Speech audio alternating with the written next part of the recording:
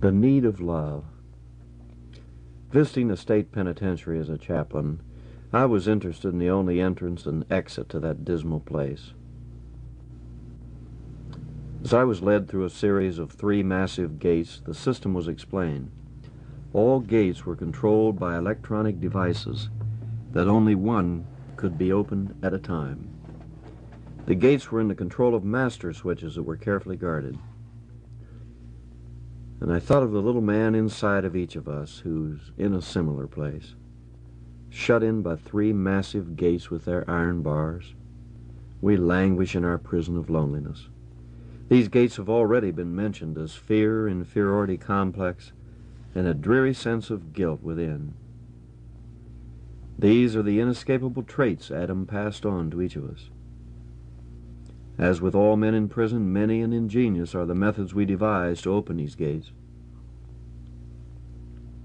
Shut away from others and from God, we endeavor to come up with some master plan that will unlock all 3 at once and set our weary personalities at liberty to be ourselves. We imagine that assigning causes to our anxieties will better help us to cope with them. Hence we have accepted the imagined reality of many phobias peculiar to us and hope this will help to free us. We apply the balm of self-confidence to our inferiority complex, but in spite of all our bolstered attitude, we are often overcome by a sinking feeling of inadequacy, a sense of worthlessness that drives us further within ourselves. We establish rigid scruples by which we endeavor to regulate our behavior in the hope that our haunting sense of guilt will be relieved by intermittent periods of self-acceptance.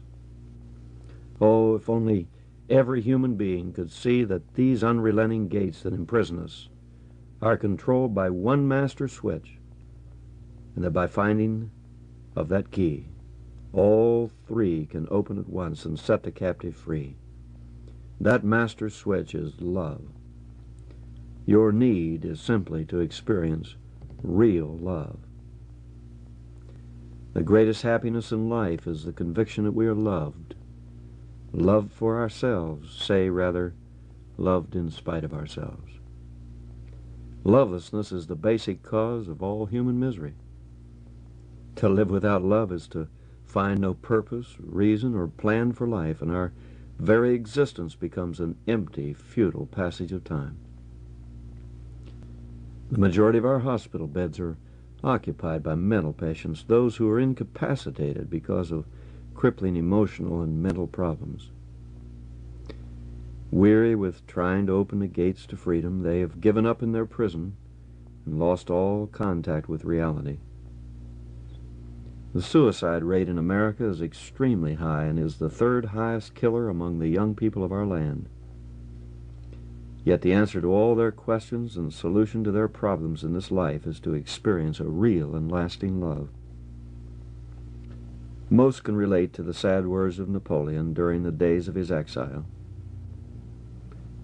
He said, "No one ever loved me, not even my mother."